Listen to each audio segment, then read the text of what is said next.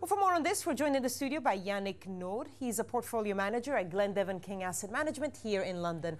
Welcome to Al Jazeera. Mario Draghi is not the kind of man that sort of overspeaks or gets carried away. So what changed in a week from, the ECB will do whatever it takes to save the euro to not saying very much at this news conference? He said he will do whatever it takes within its mandate.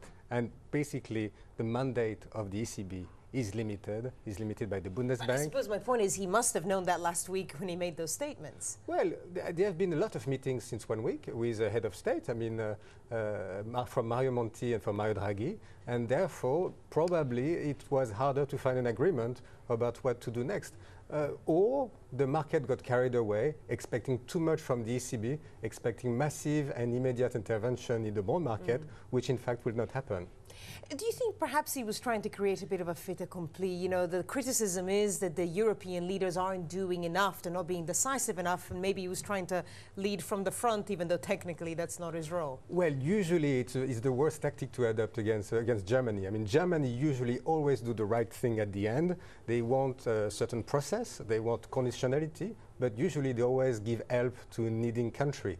And the worst thing to do vis-à-vis the Bundesbank or vis-à-vis Angela Merkel would be to push her in a corner.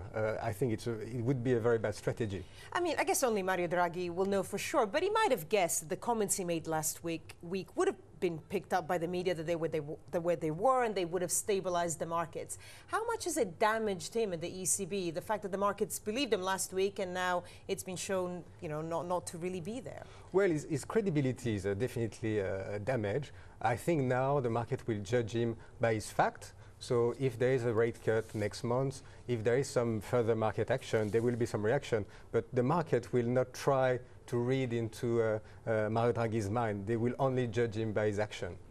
I suppose the main problem for big countries, the big economies that are in danger, Spain and Italy, is their ever-rising 10-year bond yield. Apart from that, how are the countries coping when it comes to all the changes that they had to make to labor laws and all the rest? Are they balancing their books?